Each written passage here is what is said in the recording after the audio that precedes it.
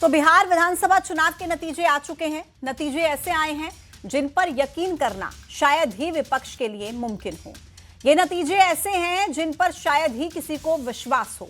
ऐसे नतीजे हैं जिन्होंने एक बार फिर से एग्जिट पोल को गलत साबित कर दिया। जिस प्रचंड जीत से बिहार में एनडीए की वापसी हुई है वो किसी ने सोचा नहीं था। जनादेश ने विपक्ष को फिर एक बार किनारे पर लाकर खड़ा कर दिया।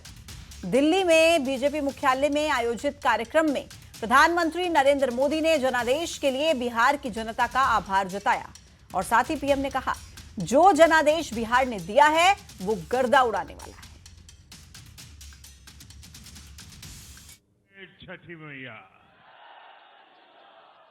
जय छठी मैया, जय छठी मैया। बिहार के लोगों ने बिल्कुल गर्दा उड़ा दिया है।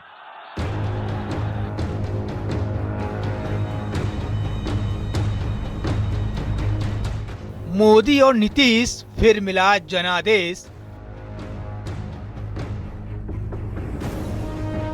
बिहार ने डंके की चोट पर कह दिया है, जमानत पर चल रहे लोगों का जनता साथ नहीं देगी। इसके मायने यही है कि हमारा आकलन है 160 का, इससे भी आगे बहुमत के साथ हम जीत सकते हैं। एनडीए का महातूफान, धुआं धुआं महागठबंधन। कोई बात नहीं, जनता का जनादेश है और एसआईआर का असर है।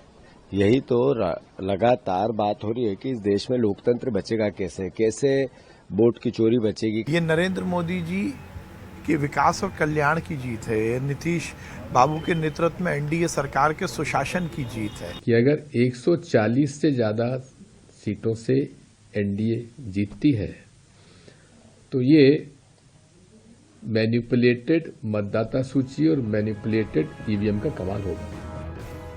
राहुल तेजस्वी हिट विकेट, मोदी के मोहन सुपर हिट।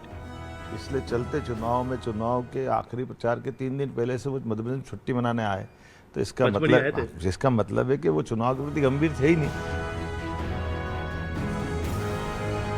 एक तो जो महिलाओं को 10-10 हजार रुपये दिए गए, प्रीमा फेसे मैं कह सकता हूँ प्रथम दृष्टिया तो मुझे लगता है 10-10 हजार रुपये दिए गए। वो चुनाव कैंपेन चल रहा तब भी बांटे जा रहे थे।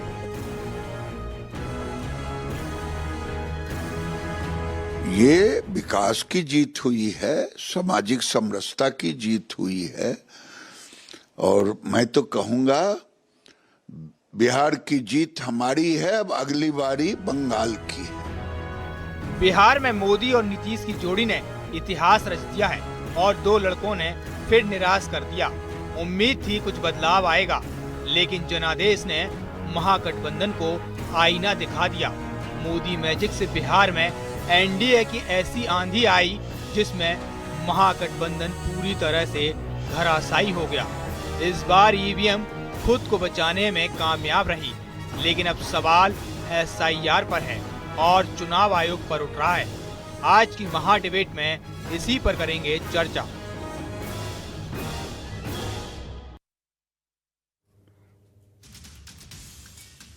तो इस चुनाव में ईवीएम पर किसी ने सवाल फिलहाल नहीं उठाया, लेकिन विपक्ष ने हार का ठीकरा फोड़ने का नया बहाना जरूर खोज लिया है और वो है एसआईआर, जिस पर सवाल चुनाव से पहले भी उठे और अब भी। खैर, चुनाव है, हार और जीत चलता रहता है। विपक्ष को फिर से अपनी रणनीति और संगठन पर विचार करने की जरूरत है, जैसा कि कांग्रेस नेता दिग्विजय सिंह ने कांग्रेस को सलाह दी है। लेकिन बिहार के नतीजों ने सबको चौंका दिया, जैसे बीजेपी ने अपनी रणनीति से हर बार चौंकाया है। आज इसी पर महा डिबेट में चर्चा करते हैं। पहले नजर आज के सवालों पर। सवाल नंबर 1, बिहार के आंकड़ों ने आखिर सबको क्यों चौंका दिया। सवाल नंबर 2, महागठबंधन के दावों की हवा क्यों निकली। सवाल नंबर 3, विपक्ष का बिखराव क्या एनडीए की ताकत बना है। खास मेहमानों का पैनल मेरे साथ चर्चा में शामिल है। भूपेंद्र गुप्ता जी कांग्रेस की तरफ से अपना पक्ष रखने के लिए कनेक्ट होंगे। डॉक्टर दुर्गेश केसवानी जी प्रवक्ता भारतीय जनता पार्टी के कनेक्ट हैं। डॉक्टर सुनील कौशिक वरिष्ठ पत्रकार हमारे साथ कनेक्ट हैं। आलोक वत्स जी मेरे साथ स्टूडियो से इस वक्त जुड़े हुए हैं, राजनीतिक विश्लेषक है। आप सभी का बहुत बहुत स्वागत है। सबसे पहले डॉक्टर दुर्गेश, आपको बहुत बहुत बधाई। प्रचंड जीत हासिल कर ली है एनडीए ने, लेकिन ये बताइए सर, आपने भी सोचा था कि डबल सेंचुरी का आंकड़ा पार होगा? सबसे पहले तो धन्यवाद पूजा जी आपका भी और बिहार की जनता का। हमारी ताकत हमारी देवतुल्य कार्यकर्ता हैं, उनका भी आभार धन्यवाद। उन्होंने परिश्रम की, पराकाष्ठा की। और निश्चित रूप से पूजा जी, जब आप जनता के बीच में रहते हैं 24/7 365 दिन 5 साल आप जनता के बीच में रहते हैं, तो जनता लाड़ प्यार दुलार और ऐसा बम्पर आशीर्वाद देती है। हमारा केंद्रीय नेतृत्व माननीय मोदी जी, माननीय अमित भाई शाह जी, हमारे राष्ट्रीय अध्यक्ष जी और पूरी हमारी जो इलेक्शन मैनेजमेंट में टीम रखी थी, हमारे चाणक्य माननीय अमित भाई शाह जी ने पूर्व में ही बता दिया था कि हम एक एक बूथ पर हम क्या कर रहे हैं। भाजपा की अगर कोई सबसे बड़ी ताकत है तो बूथ है उसकी ताकत, और बूथ पे जो हमारा मैनेजमेंट है, हमारा कार्यकर्ता है, वो निश्चित रूप से अपने परिश्रम की पराकाष्ठा करता है। और जिस तरह से आज सिंगल लार्जेस्ट पार्टी के रूप में हम वहाँ बिहार में हैं, यह हमारे कार्यकर्ताओं का परिश्रम और जनता का आशीर्वाद है। और माननीय मोदी जी का जो मूल मंत्र है, सबका साथ, सबका विकास और सबका विश्वास, वह निश्चित रूप से उस बिहार की जनता ने आशीर्वाद दिया है। बिहार को पूर्व में हम जातिवाद और इसके आधार पर चुनाव हम देखते थे, पर बिहार की जनता ने बता दिया है कि उनको विकास पसंद है। और विकास माननीय मोदी जी ने जो MY फैक्टर दिया है, तो महिला और युवाओं ने पूरी ताकत के साथ हमें जिताने का काम किया है। निश्चित रूप से हमारे मध्य प्रदेश से जो वरिष्ठ नेतृत्व, हमारा नेतृत्व वहाँ पे था, हमारे मुख्यमंत्री मोहन यादव जी, हमारे अन्य नेतागण थे, तो उनका मैजिक भी चला है साथ में। उन्होंने भी कदम ताल मिलाकर, विकास की जनता ने भी, वहाँ की बिहार की जनता ने भी मध्य प्रदेश के विकास को सराहा है। चलिए किस तरह से कुल रोड इंफ्रास्ट्रक्चर, मिलाकर हर आप सेक्टर लोगों में की काम तरफ करने से का जो काम दावे, जो वादे जनता के बीच जाकर किए गए, उन वादों पर जनता ने मुहर लगा दी है। डबल सेंचुरी का आंकड़ा एनडीए ने क्रॉस कर दिया है। डॉक्टर सुनील कौशिक से मैं प्रतिक्रिया ले लेती हूं। डॉक्टर सुनील, क्या लगता है आपको, क्या मैजिक आखिर काम कर गया? क्योंकि अगर नीतीश कुमार की बात की जाए तो एंटी इनकम्बेंसी की बात की जा रही थी, एक उनकी छवि है बार बार गठबंधन बदलने की, एक लंबी राजनीतिक पारी उन्होंने चली है, और इसके अलावा एक थका हुआ नेता जो विपक्ष की तरफ से लगातार उन्हें करार दिया गया, लेकिन बावजूद इसके इतनी बड़ी संख्या में बहुमत। देखो, इसके कई कारण हैं, एक कारण नहीं है। और मैं लेकर के चलता हूं आपको चुनाव से 6 महीने पहले।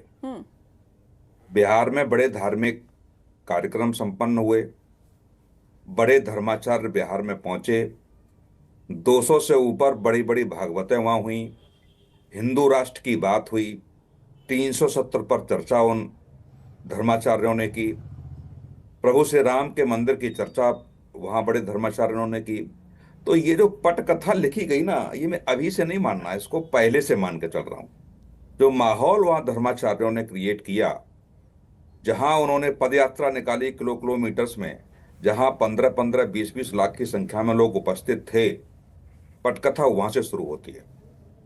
और जब साइकोलॉजिकल, मनोवैज्ञानिक रूप से यदि कुछ बातें वोटर्स के मन में पहले से ही रख दी जाएं, समायोजित कर दी जाएं, जिन पर वो चर्चा करना चाह रहा हो, वह उसी के हिसाब की चर्चा होने लगे, और साथ में विपक्ष के द्वारा सनातन पर बार बार वार हो रहा था, सनातन को गाली देने वाले वहां पहुंच रहे थे। तो ये मैं नहीं मानता कि नरेंद्र मोदी का मैजिक आ गया, नीतीश जी का आ गया, परसेप्शन की बात कर रहे हैं आप सर। लेकिन यदि मैं शुरुआत से बात करूं तो ये भारतीय जनता पार्टी का बिहार राज्य में विधानसभा चुनाव एक एक्सपेरिमेंट था धर्माचार्यों के माध्यम से। मैं बिल्कुल खुल्लम खुल्ला कह दूं ये बात, और काम कर गया वो आपके हिसाब से? वो काम कर गया, वो हर राज्य में दिखेगा। ये विपक्ष समझ ही नहीं पाया इस बात को लेकर के। मतलब ये जो जंगल राज वर्सेस सुशासन बाबू को लेकर के जो छवि बनाने की कोशिश की जा रही थी, आपको लग रहा है वो सुशासन बाबू वाली छवि के इतर धर्माचार्यों वाला फैक्टर काम किया है वहां पर? देखिए, चुनाव से पहले आप देखेंगे तमाम बड़ी हत्याएं हुई बिहार में, माहौल क्रिएट करने का प्रयास किया गया, बड़ी हत्याएं हुई, खुल्लम खुल्ला हत्याएं हुई वहां पे। आप देखेंगे शराबबंदी को लेकर सैकड़ों जाने गई हैं बिहार में। उस शराबबंदी पर मुख्यमंत्री नीतीश जी ने जो एक आपत्तिजनक बयान विधानसभा में दिया, वो उस पर तमाम चर्चा मीडिया में हुई। लेकिन वहां जो माहौल धार्मिक क्रिएट किया गया और विपक्ष की कमजोरी, आप समझिए, शुरू में ही वो चेहरे आ गए जो सनातन को गाली देते हैं। विपक्ष में समन्वय ही नहीं था, इधर बिना कांग्रेस को विश्वास में लिए हुए लालू प्रसाद यादव टिकटों का वितरण कर देते हैं। तेजस्वी यादव से राहुल गांधी मिलते नहीं है, बैरिंग वापस आना पड़ता है। एक मंच पर राहुल गांधी तेजस्वी चुनाव के दौरान कहीं नहीं दिखते हैं। तो कई खामियां ऐसी थी, इसलिए इतनी बड़ी जीत हुई। लेकिन मैं मान के चल रहा हूं कि मोदी मैजिक और नीतीश जी से बहुत बड़ा कैंपेन जो धार्मिक वहां प्रभाव बिहार में चला, सबसे बड़ी जीत तो होती, मैं मान के चल रहा हूं। इतनी बड़ी जीत मैं मान के चल रहा हूं, उन्हीं धर्माचार्यों की देन है। ठीक ठीक सर। आलोक जी, विपक्ष की परिस्थिति को लेकर आप क्या कहेंगे? क्योंकि तमाम एग्जिट पोल्स भी जो हम चला रहे थे उसमें भी आरजेडी की स्थिति इतनी खराब तो नहीं दिख रही थी कि महज 23 पर सिमट जाए, कांग्रेस महज 6 पर सिमट जाए। देखिए पूजा जी, बिहार में इस चुनाव ने जो सबसे बड़ा संदेश दिया है वो बहुत ही सुंदर संदेश दिया है। बिहार की राजनीति पिछले 3-4 दशकों से सिर्फ जातिगत राजनीति हो गई थी और कुछ नहीं था। वोट में लोग जाति के लोग को खड़ा करते थे, जिसका जहां ज्यादा बाहुल्य है, और हर पार्टियां इस काम को करती थी, और हम लोग जातिगत हो जाते थे और सारी चीजें ताक पर रख दी जाती थी। दूसरा था धर्म। धर्म के आधार पर भी फिर बंटवारा होने लगा वोटों का। लेकिन आज के इस चुनाव ने, इस रिजल्ट ने यह सिद्ध कर दिया है, ये दर्शन पूरे देश को वहां की महिलाओं ने दिखाया है, जिन्होंने जात पात से ऊपर उठकर, धर्म से ऊपर उठकर, सीमांचल में जो इतनी अभूतपूर्व विजय हुई है, जहां 40% मुस्लिम मतदाता हैं, तो वोट कहां से आए, किन्होंने दिया वोट, ये पूछने की चीज है।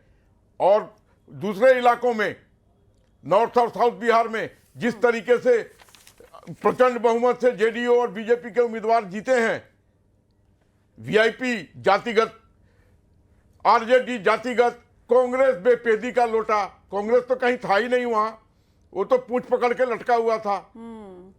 तो एक बहुत बड़ा संदेश गया है कि बिहार में अब जात पात से ऊपर उठकर वोट होगा।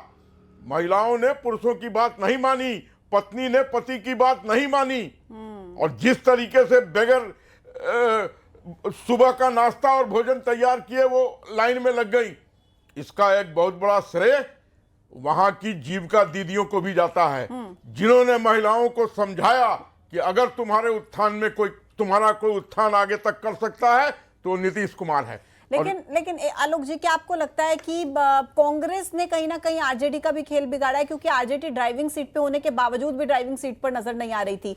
अगर ये चुनाव के नतीजे हम देखें तो ऐसा तो नहीं कह सकते नतीजे देखकर कि तेजस्वी यादव ने मेहनत नहीं की, खूब दिखे वो मेहनत करते हुए। मेहनत पूजा जी क्या राहुल गांधी कम करते हैं? 1300 किलोमीटर की यात्रा की बिहार में, उसके पहले 4000 किलोमीटर की। लेकिन डॉक्टर सुनील कौशिक भी इस बात की पुष्टि करेंगे, जो उनके पॉलिटिकल एडवाइजर हैं, उनसे कुछ ऐसा करवा देते हैं कि सारा किया दिया पर पानी फिर जाता है।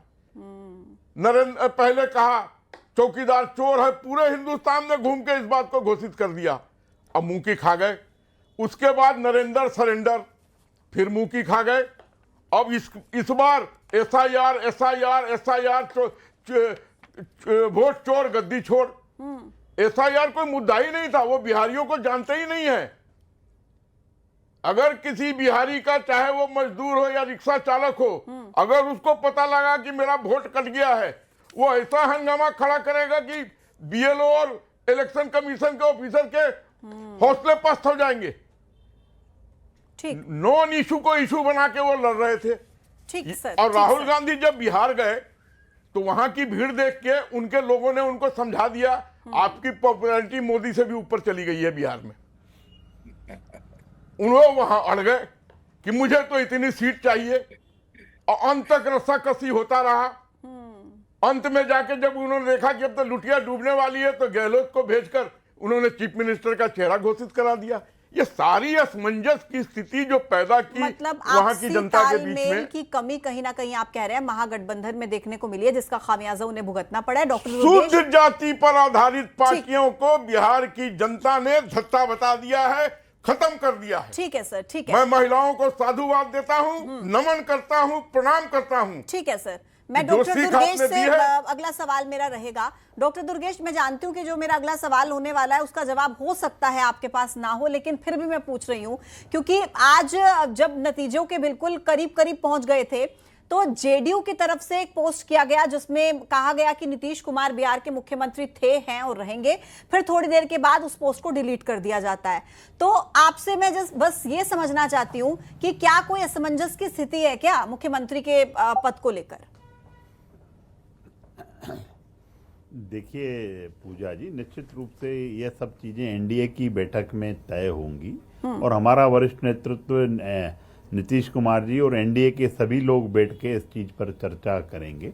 और अभी इतनी जल्दी, अभी तो जीत का जनता ने जो हमें दायित्व दिया है, जीत हमें दायित्व का बोध कराती है, हम और कैसे बिहार को विकास की पटरी पर लेके आए। अभी वत्स जी ने बहुत अच्छी बात की कि जात पात से जो चुनाव लड़े जाते थे अब वो विकास के नाम पर चुनाव लड़े जाते हैं। तो निश्चित ही हमारे एनडीए के घटक दलों ने सबने मिलकर, हमने पूरी मेहनत के साथ वहां पे जनता के बीच में गए और परिश्रम की पराकाष्ठा की। आज एक बात मैं इस बात से एड ऑन कर रहा हूं, जो महागठबंधन है उसकी हार तो उसी समय निश्चित हो गई थी जब पूरा चुनाव छोड़कर राहुल गांधी जी मध्य प्रदेश में पुशअप्स लगा रहे थे पचमढ़ी में आके। तो उन्होंने इस चीज को वही तय करा दिया था कि उनकी बदाल गल नहीं रही है। अब राहुल गांधी और कांग्रेस और महागठबंधन को बैठकर तय करना पड़ेगा कि हमें विकास का रास्ता अपनाना पड़ेगा। आरोप आलोचनाएं काम नहीं आती हैं। और जिस तरह से हमारी टीम वर्क था, हमारे मध्य प्रदेश की लीडरशिप, माननीय मोहन यादव जी, देखिए आप सतत बिहार में लगे रहे, सभी लोग मिलकर लगे रहे, पूरी टीम हमारी। वहां से बीजेपी आगे थी बिहार में। डॉक्टर मोहन 90% का स्ट्राइक रेट है वहां जहां गए।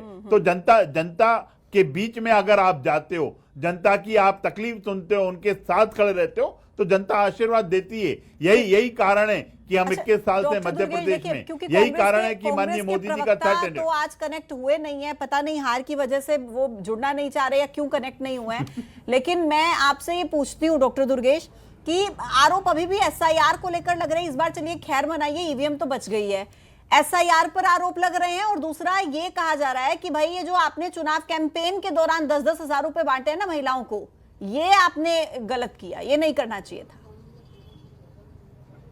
देखिए, सोशल जस्टिस की स्कीमें हमारी पहचान है। भाजपा अनेक सोशल जस्टिस की स्कीम चलाती है और यही कारण है कि जो मध्य प्रदेश की योजनाएं हैं, देश भर में योजनाएं, लाडली लक्ष्मी योजना आ जाइए, आप उसको बात कर लीजिए, तो पूरे देश ने उस योजना को अंगीकार करने का काम किया। हम महिला सशक्तिकरण के लिए जो काम कर रहे हैं, पूरा देश उसको अंगीकार करता है। तो निश्चित रूप से हम तो अपनी योजनाओं को लेकर हम कैसे लोगों के जीवन में खुशहाली ला सकते हैं, हम कैसे उनके लिए अच्छा कर सकते हैं, कैसा इंफ्रास्ट्रक्चर हम दे सकते हैं, कैसे कॉलेजेस, स्कूल्स, उनको हम कैसे उनके लिए एजुकेशन का रास्ता खोल सकते हैं। हमारी सरकार हर मोर्चे पर काम कर रही है। यही कारण है कि जनता बार बार हमको आशीर्वाद देती है और अभी भी दे रही। कांग्रेस तो आरोप और आलोचना है। मैं आपके माध्यम से आज, भली वो घर बैठ के चैनल जरूर देख रहे होंगे ये, पर मेरा उनको बिल्कुल निश्चित रूप से एक सलाह है कि आलोचनाएं और आरोपों से निकलकर जब आत्ममंथन करेंगे आप, तो निश्चित रूप से जनता के बीच में जाने का काम करेंगे। एक दिन की सुर्खियां तो सब बन जाते हैं पूजा जी, पर सतत काम करना पड़ेगा, सतत जनता के बीच में जाना पड़ेगा, जनता की बात को सुनना पड़ेगा, तब जनता आशीर्वाद देती है। ठीक, डॉक्टर सुनील, एनडीए में बीजेपी की बात हमने कर ली और जेडीयू की बात हमने कर ली, लेकिन मुझे लगता है कि एलजेपीआर की बात करना बहुत जरूरी है। कांग्रेस के प्रवक्ता जुड़ गए हैं मेरे साथ, चलिए पहले उनके पास चली जाती हूँ, बहुत जरूरी है उनके पास जाना। सिद्धार्थ जी मेरे साथ कनेक्ट हो गए हैं। सिद्धार्थ जी, स्वागत है आपका। बहुत देर से आपका इंतजार कर रही थी मैं कि कांग्रेस की तरफ से कोई आया नहीं। सर, नतीजे यकीनन आप लोगों के पक्ष में नहीं है और दुख भी हो रहा होगा, आत्ममंथन भी पार्टी के भीतर चल रहा होगा, लेकिन क्या ऐसे नतीजों की उम्मीद की थी कांग्रेस पार्टी ने? 6 सीटें सर सिर्फ। बात बोलना चाहता हूं कि आपने इस विषय पे एक अच्छी सार्थक डिबेट रखने का जो आपने सार्थक प्रयास किया है। और दूसरा, मैं अपने साथी मित्र भाई दुर्गेश जी को भी सुन रहा था और दुर्गेश जी ने जो शब्दों का इस्तेमाल किया है, तो ये दुर्गेश जी के जो लफ्ज है, ये उनको कम से कम ये शोभा नहीं देते हैं। जो राहुल जी के बारे में बोलना, ठग बंधन बोलना, ये सारी चीजें बोलना, देखिए, रही बात लोकतंत्र में, लोकतंत्र की खूबसूरती है कि जो भी मैंडेट मिला है उसको हमें स्वीकार करना पड़ेगा और कहीं ना कहीं हमें उसके ऊपर विश्लेषण करना पड़ेगा और हमारा जो महागठबंधन है उसमें सबको बैठ के उसमें विचार करना पड़ेगा कि हमसे क्या कमी रह गई और क्या हमें उस चीजों को पार पाने के लिए हमें क्या क्या करना है।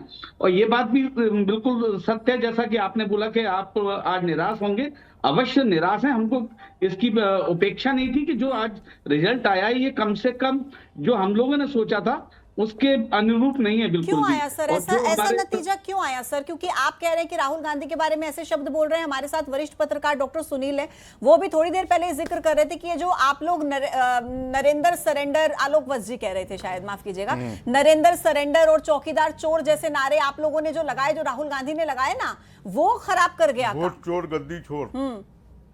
नहीं, देखिए पूजा जी, ये बात तो सार्थक हो गई है। जिस प्रकार से ज्ञानेश कुमार जी की इतनी सारी चीजें पकड़ी गई हैं, किस प्रकार से एक आप देखिए जो मॉडल है ब्राजील की, उनके 30-30 जगह पे वोट निकले, ये बात तो सत्य हो गई है, साबित हो गई है। और उस चीज को ना सुप्रीम कोर्ट स्वीकार कर रहा है, ना ज्ञानेश कुमार, ना चुनाव आयोग स्वीकार कर रहा है। तो कहीं ना कहीं साफ जनता इस चीज को समझ रही है, आम आदमी समझ रहा है। पर कहीं ना कहीं आप ये सोचिए, आप ये सुनिए, आप ईडी, सीबीआई आपका, अब चुनाव आयोग भी आपका हो गया। ईवीएम भी बता दीजिए प्लीज, क्योंकि इस बार ईवीएम का जिक्र ही नहीं कर रहे हैं आप। ऐसा लग रहा है कुछ अधूरा सा है सर। चुनाव से कुछ दिनों पूर्व ही राहुल गांधी जी ने आपको पूरा दूध का दूध पानी का पानी कर दिया, तो सारे पत्रकारों को बुलाया था।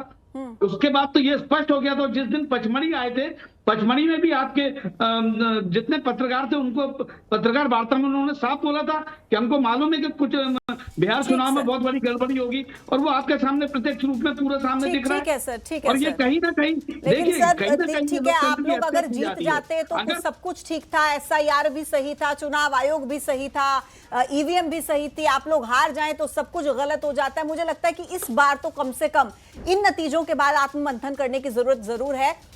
मेरे पास समय इतना ही था, मैं माफी के साथ रोक रही हूँ।